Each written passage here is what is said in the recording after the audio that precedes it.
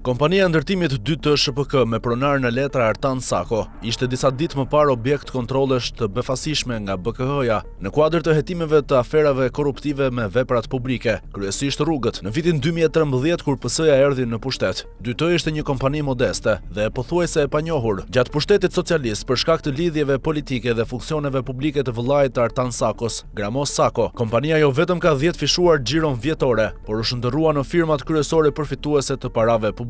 Gramos Sako, i cili besohet se është pronari real i 2T SHPK, ka qëndruar 11 vite në krye të Gardës së Republikës, ndërsa në nëntor të vitit 2025 është zgjedhur kryetari i Bashkisë së Beratit. Vetëm gjatë 5 viteve të fundit, kompania 2T ka përfituar e vetme mbi 110 milion euro para publike përmes tenderave klientelist, me dokumente false, hije të forta korrupsioni dhe duke mashtruar me zbatimin e kontratave. Një pjesë e parave publike të përfituara nga kompania 2T SHPK Artan Sakos përfundojnë në xhepat e kryebashkiakut Gramos Sako përmes kontratave fiktive, transaksioneve të dyshimta dhe pagave arbitrare për familjarët e tij. Në deklarimin e pasurisë në ILDKPI, Gramos Sako në një rast ka deklaruar se bashkëshortja e tij ka marrë një hua me vlerë 63.000 euro tek vëllai i tij, Artan Sako, për të investuar në klinikën e saj dentare. Bëhet fjalë për klinikën të cilën Komisioni i Vettingut në polici e konsideroi si problematike se e takon lëvizjes së parave gjatë verifikimit të Gramos Sakos, kur ky i fundit ishte në krye të Gardës së Republikës. Përpos huave të dyshuara fiktive,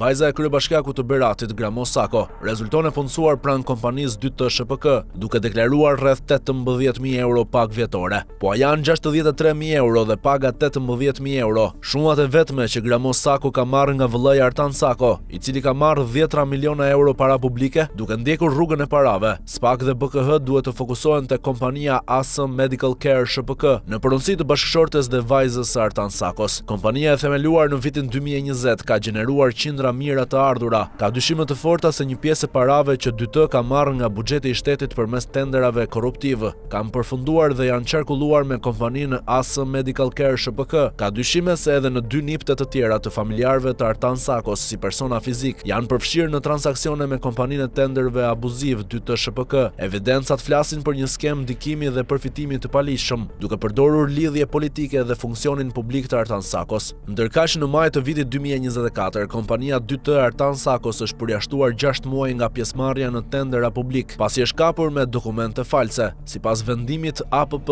ka vërtetuar se shoqëria ndërtuese 2T ka paraqitur të dhëna të rreme, në bazë të cilave është shpallur fitues në tenderat për ndërtimin e godinës së re të Universitetit Aleksandër Mojsiu në Durrës, për rikonstruksionin e godinës së hipotekës në Tiranë dhe për rehabilitimin e digës së rezervuarit të Paçomit në Përmet.